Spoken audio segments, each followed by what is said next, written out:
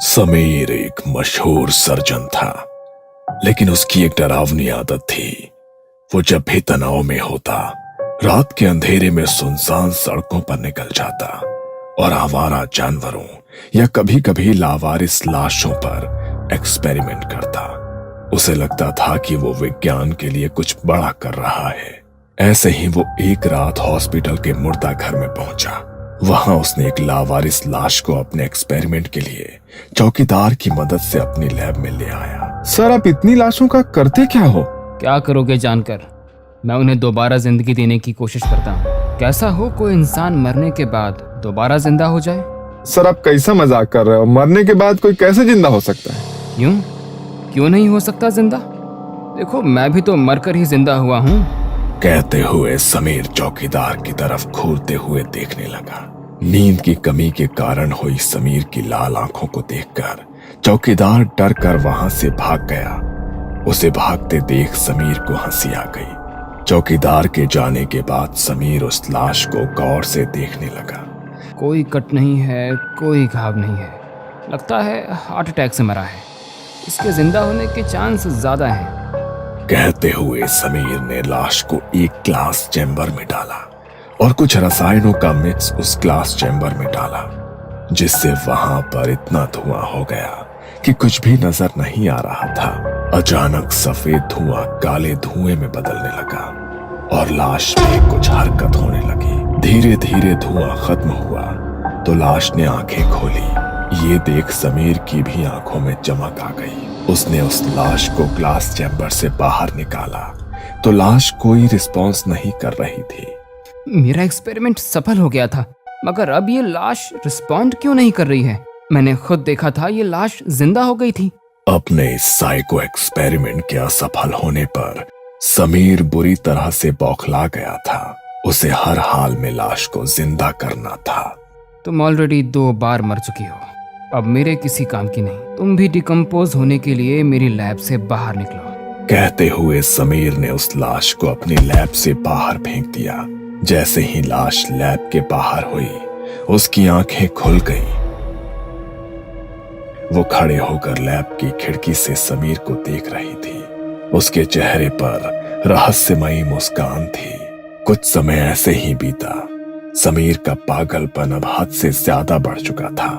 लाश जिंदा नहीं हो रही थी तो वो अब इंसान की कांच में दिखने वाली परछाई से क्लोन बनाने की कोशिश कर रहा था। बस एक बार ये एक्सपेरिमेंट सफल हो गया तो दुनिया में मेरा नाम हो जाएगा और परछाई आईने से बाहर निकल नई जिंदगी जिएगी। वो लगातार आईने में दिखने वाली खुद की परछाई के साथ एक्सपेरिमेंट करता रहता था। उसे यकीन था कि आईने के दूसरी तरफ भी एक दुनिया है।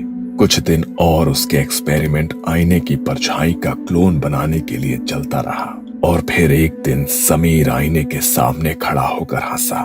लेकिन जैसे ही उसने आईने में अपनी शक्ल देखी, उसका खून जम गया। आईने में दिखने वाला समीर हिल नहीं रहा था।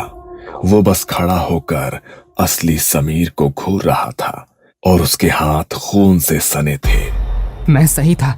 आईने के उस पार भी दूसरी दुनिया है जहां हमारे जैसे ही लोग हैं। हमारी परछाई अब वो क्लोन बनकर बाहरी दुनिया में आएगी। समीर बहुत खुश हुआ। उसे लगा उसका एक्सपेरिमेंट सफल हो गया, मगर ये तो सिर्फ एक शुरुआत थी। कुछ देर बाद समीर अपनी लैब से बाहर निकला तो लैब में एक अलग ही हलचल शुरू हो गई। वहां कई सारी परछाई घूम रही थी, मगर ये सब होने के अगले कुछ दिनों में समीर की जिंदगी नरक बन गई। वो जब भी शीशे के सामने जाता, आईने वाला समीर उसे डराने लगता। तुम आ गए समीर, मगर तुम वापस नहीं जाओगे। तुम भीड़ में भी मेरे साथ अकेले होगे। नहीं, तुम ऐसा नहीं कर सकते। मैं कुछ भी कर सकता हूं। मैं तुम्हें खत्म भी कर सकता हूं या फिर अकेला भी। कहते हुए वो जोर जोर से हंसने लगा। कभी वो अपना गला काट रहा होता तो कभी समीर के करीबियों की तस्वीरें जला रहा होता। आईने की इन हरकतों से अब समीर बहुत डर चुका था। उसने सोच लिया था कि ये सब कुछ खत्म करना होगा। उसके लिए वो आईना तोड़ देगा उसने एक भारी हथौड़ा उठाया और पूरी ताकत से आईने पर वार किया। आईना चकनाचूर हो गया। अब तुम कभी वापस नहीं आ सकते।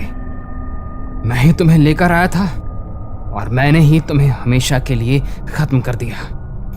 Good bye forever. कहते हुए समीर ने राहत की सांस ली, लेकिन तभी उसने महसूस किया कि उसके खुद के शरीर से खून बह रहा है। उसने नीचे देखा। उसके पेट पर ठीक वैसा ही घाव था जैसा उसने आईने में अपनी परछाई को देते देखा था। तभी उसे बेसमेंट के कोने से वही फटी हुई आवाज सुनाई दी। उसने मुड़कर देखा तो वहां कोई आईना नहीं था। वो कांच की एक पारदर्शी दीवार बन चुका था। दूसरी तरफ खड़ा समीर मुस्कुरा रहा था और इस तरफ समीर फर्श पर पड़ा तड़प रहा था। उसके पेट पर घाव गहरा था, लेकिन अजीब बात यह थी कि उसे दर्द से ज्यादा खुद पर गुस्सा आ रहा था। दीवार के दूसरी तरफ खड़ा समीर उसे अनदेखा कर दूसरी ओर मुड़ने ही वाला था कि उसे एक आवाज सुनाई दी। तुम्हें क्या लगता है कि तुम मुझे इस तरह चोट पहुंचाकर मुझे रोक लोगे? तुम्हें मैंने बनाया है और मैं ही तुम्हें मिटा दूंगा। उसकी बातें सुनकर आईने वाला समीर रुका और उसने उसे पीछे मुड़कर देखा। समीर अब तड़प नहीं रहा था, वो उठकर खड़ा हो गया था। उसके घाव से गिरता खून फर्श पर काला पड़ चुका था। समीर की आंखों की पुतलियां पूरी तरह से सफेद हो चुकी थी। समीर ने कांच पर एक जोरदार मुक्का मारा। उस कांच के टुकड़े उड़कर समीर के चेहरे पर जाकर धंस गए। वो चिल्लाते हुए पीछे गिरा। गलियारे में लाल बत्तियां जल बुझ रही थी। समीर ने देखा कि हर कमरे में उसके जैसे कई लोग मौजूद थे, लेकिन वो इंसान कम और मांस के लोथड़े ज्यादा लग रहे थे। एक कमरे में एक औरत अपनी ही उंगलियों को मोमबत्ती की तरह जला रही थी। समीर को समझ आया ये वो सारी लाशें हैं जो कभी उसके एक्सपेरिमेंट का हिस्सा थी। तभी पीछे से एक शांत आवाज आई। तुमने दुनिया जीतने की कोशिश की समीर, लेकिन तुम हार गए, खुद से हार गए। अब तुम मैं हूं और मैं तुम। आवाज सुनकर समीर ने मुड़कर देखा।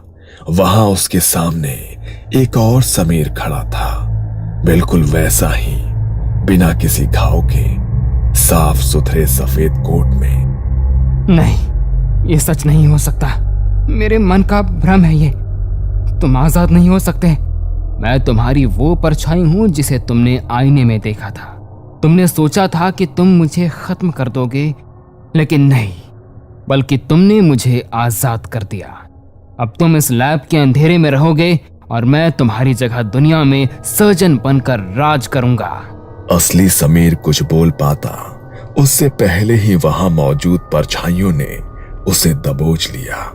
सफेद कोट वाले समीर ने उसके कान में झुककर कहा, अब तुम यहाँ बिल्कुल अकेले हो, इतने अकेले कि आईने में भी देखोगे तो मैं तुम्हें नजर नहीं आऊंगा, क्योंकि मैं तो तुम्हारी जगह लेने के लिए यहाँ से बाहर निकल गया हूँ। कहते हुए उसने वहां मौजूद दूसरी परछाई की ओर इशारा किया। उन लोगों ने समीर को वापस उसी मिरर में फेंक दिया। अब वहां कोई कांच नहीं था, बस चारों तरफ अंधेरा था और उस अंधेरे में समीर को अपनी ही हंसी सुनाई दे रही थी, जो अब उसकी अपनी नहीं रही थी। सफेद कोट वाले समीर ने लैब का भारी लोहे का दरवाजा बाहर से बंद कर दिया। दूसरी तरफ मिरर के अंदर अंधेरा इतना घना था कि समीर को अपनी सांसें भी भारी लग रही थी। लेकिन असली दहशत तब शुरू हुई जब उसने महसूस किया कि उसकी त्वचा पर कुछ रेंग रहा था। उसने अपने पेट के घाव को छुआ। उसे वहां दर्द नहीं हो रहा था। उसे लगा कि उसके शरीर पर कोई सेंसेशन महसूस नहीं हो रहे थे। वो धीरे धीरे जैसे तैसे अंधेरे में अपनी आंखों को ढालने की कोशिश कर रहा था। उसे दीवार पर एक हल्की सी चमक दिखी। वो चमक कांच की नहीं थी, वो सैकड़ों जोड़ी आंखों की थी जो दीवार के दूसरे हिस्से से उसे घूर रही थी। अचानक पूरे कमरे में हड्डियों के चटकने की आवाज गूंजी। आईने के अंदर जो समीर कैद था, उसका शरीर अजीब तरह से मुड़ने लगा। उसकी उंगलियां लंबी होकर तेज लंबे नाखूनों में बदलने लगी। उसका शरीर कांच की तरह चमक रहा था। वो चिल्लाना चाहता था, लेकिन उसके गले से सिर्फ कांच के चटकने की आवाज निकली। उसके मुंह से बारीक कांच के टुकड़े गिरने लगे। वो कांच से बाहर निकलना चाह रहा था, मगर बाहर निकलना उसके लिए मुमकिन नहीं था। बाहर खड़ा नकली समीर मुस्कुराया और खुद से ही बोला, समीर, तुमने मिरर प्रोजेक्ट में एक गलती की थी।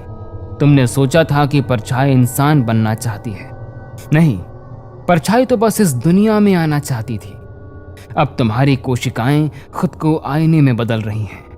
तुम मरोगे नहीं, तुम बस एक जीता जागता आईना बन जाओगे, और मैं लाऊंगा उस दुनिया से इस दुनिया में सारी परछाइयां। यहां सिर्फ परछाइयों का ही साम्राज्य होगा। कहते हुए वो हंसने लगा। आईने के अंदर समीर का चेहरा धीरे धीरे सपाट होने लगा। उसकी नाक, कान और होंठ गायब हो गए। उसकी पूरी खाल एक चमकदार चांदी जैसी सख्त परत में बदल गई। वो अब एक इंसान नहीं, बल्कि एक बड़ा सा कांच बन चुका था, जो दीवार पर चमक रहा था, पर तड़प रहा था। नकली समीर मुस्कुराते हुए समीर के पास आया। उसने तड़पते हुए कांच के समीर का हाथ पकड़ा और उसे दीवार की तरफ खड़ा कर दिया। ऐसा लग रहा था मानो वो कोई आदमकद कांच हो। नकली समीर बहुत देर तक उसे देखते हुए हंसते रहा और फिर उसके पास जाकर बोला, अब देखो मैं क्या करता हूं। कहते हुए जैसे ही नकली समीर ने उस जीते जागते आईने में अपनी शक्ल देखी, आईने के अंदर से असली समीर बाहर निकलने के लिए चीख रहा था। नकली समीर ने एक सर्जिकल ब्लेड निकाला और अपनी कलाई पर एक गहरा कट लगाया। हैरत की बात यह थी कि खून नकली समीर की कलाई से नहीं, बल्कि उस आईने रूपी समीर की कलाई से निकल रहा था। अब तुमने यहां से निकलने की कोशिश की तो तुम अपने आप को ही चोट पहुंचाओगे और तुम्हें तकलीफ होगी। अब ना तो तुम जी सकते हो और ना ही मर सकते हो।